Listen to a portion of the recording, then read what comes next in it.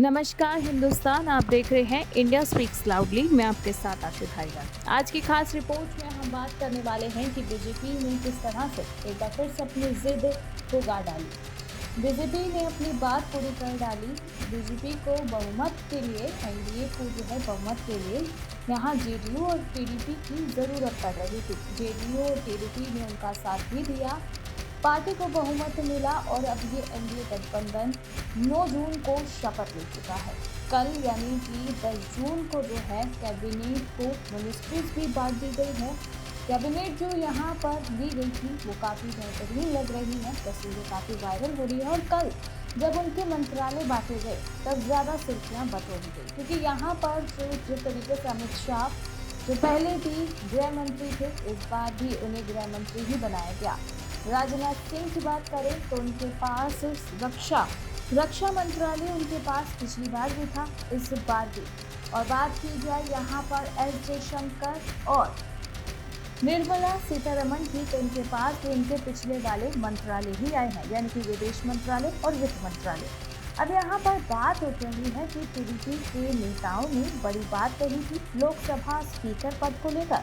और इसी के साथ ये जो 4 बड़े चेहरे जिनके हम नाम गिनवा चुके हैं आपको, जो हमेशा से मोदी सरकार में बड़े चेहरे बड़े मंत्रालयों के पद संभाल रहे हैं, इन पदों को टीडीपी के सांसदों की तरफ से मांगा गया था। लेकिन बीजेपी ने जिस तरीके से ये पद, ये मंत्रालय अपने ही लोगों को, यानी कि बीजेपी के ही नेताओं सांसद को लौटाकर कहीं ना कहीं ये बात अब फिर से जाहिर करती है कि बहुमत के लिए उन्हें जेडीयू और टीडीपी चाहिए थी, लेकिन सिर्फ एक सहारे की बात हो।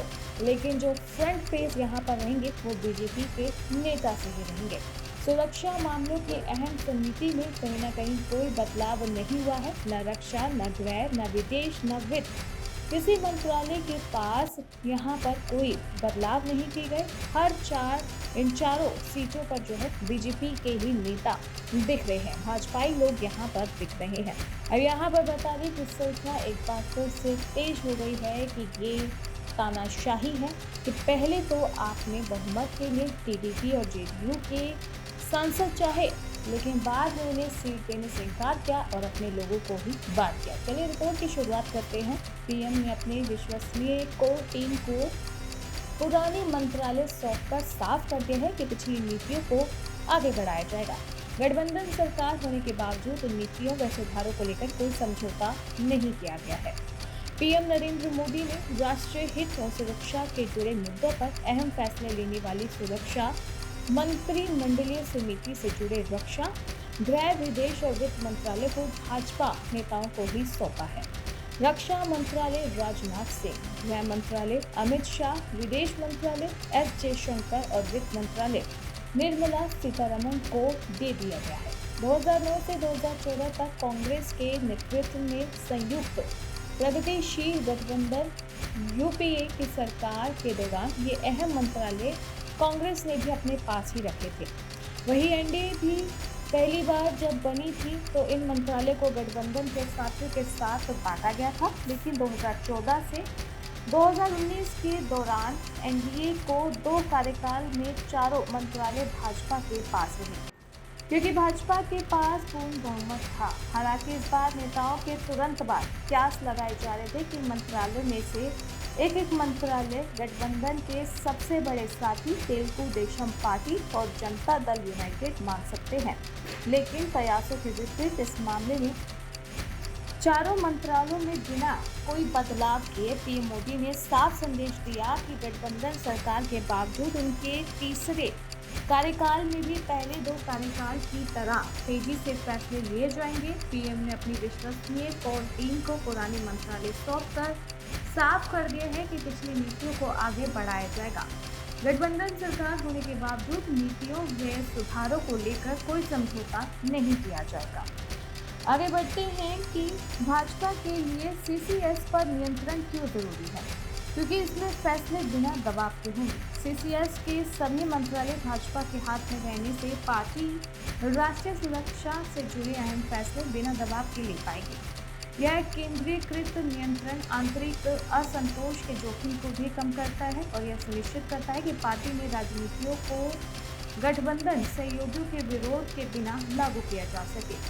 मौजूदा खंडित राजनीतिक परिदृश्य में ये बेहद अहम संकेत है। संक्षेप में कहें तो सीसीएस से जुड़े प्रमुख मंत्रालय को अपने हाथ में बनाए रखने से न केवल पार्टी के आंतरिक सामंजस्य और निर्णय लेने की क्षमता मजबूत होगी, बल्कि इसके सार्वजनिक छवि और चुनावी संभावनाओं को मजबूत बनाने में भी मदद मिलेगी। आगे बात करते हैं हम एकीकृत राष्ट्रीय सुरक्षा रणनीति पर। सभी सीसीएस सदस्य भाजपा से होने के कारण पार्टी सुरक्षा के लिए एक सुसंगत दृष्टिकोण बना पाएगी। संकट के समय में त्वरित और प्रभावी निर्णय लेने के लिए एकरूपता बेहद जरूरी है, जो इस फैसले से पार्टी दिखा पाएगी। अब बात करते हैं कि चुनावी लाभ कैसे होगा। राष्ट्रीय सुरक्षा, रक्षा और मजबूत शासन ऐसे विषय हैं जिन्हें लेकर भाजपा को वोट देने वाले लोग संवेदनशील हैं। इस अहम मंत्रालय को नियंत्रित करके पार्टी प्रभावी रूप से यह संदेश दे पाएगी कि जो उनकी सरकार के केंद्रीय तत्व हैं, वे उनके हाथ में हैं।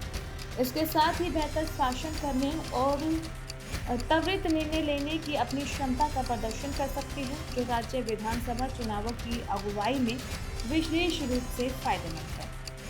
बात करें अगर अब हम नीतिगत निष्क्रियता से निजात की, तो गठबंधन की राजनीति अप्रत्याशित होती है। यहाँ साझेदारों की प्राथमिकता अलग अलग होती है, जिसकी वजह से अक्सर सरकार नीतिगत निष्क्रियताओं की शिकार हो जाती है। लेकिन सीसीएस मंत्रा लोकसभा का पहला सत्र 18 से हो या अपने हाथ में रखकर भाजपा सरकार को नीतिगत निष्क्रियता या हितों के टकराव में जोखिम से बचा पाएगी। तो हमने आपको समझाने की कोशिश की कि किस तरीके से सीसीएस को अपनाते हुए एक बार फिर से मोदी सरकार के 4 बड़े चेहरे कैबिनेट में 4 बड़े पदों पर 4 बड़ी मिनिस्ट्री पर फ्रंट पेज दिखने वाले हैं। कहीं ना कहीं बीजेपी ने बगावती सुर जो यहाँ देखे हैं बेजुबान सांसदों के, और यहाँ बगावती सुर जो देखे हैं टीडीपी के, कहीं ना कहीं अब उसकी वजह से ये फैसला जो है बीजेपी ने लिया है, अपनी समझदारी का एक बार फिर से प्रमाण दिया है, क्योंकि अब इन 4 बड़े मंत्रालयों पे भाजपा का चेहरा होने से बीजेपी को कोई भी फैसला लेना अब आसान होगा। यहाँ पर कोई भी बीजेपी के फैसले में रोड़ा नहीं बन पाएगा। शायद इसी वजह से ये 4 बड़े मंत्रालय एक बार फिर से सौंपे गए हैं यहाँ पर भाजपाई नेताओं को ही, और इसी के साथ फिर से बीजेपी ने एक बड़ी पारी की शुरुआत कर दी है 18वीं लोकसभा की। अब देखना दिलचस्प रहेगा कि क्या ये 4 मंत्रालय पिछली वाली लोकसभा की तरह ही अपनी कर्तव्य को निभा पाएंगे या नहीं, ये देखना दिलचस्प रहेगा। बाकी ऐसे ही देश और दुनिया की बड़ी और तमाम खबरों के लिए आप देखते रहें इंडिया स्पीक्स लाउडली।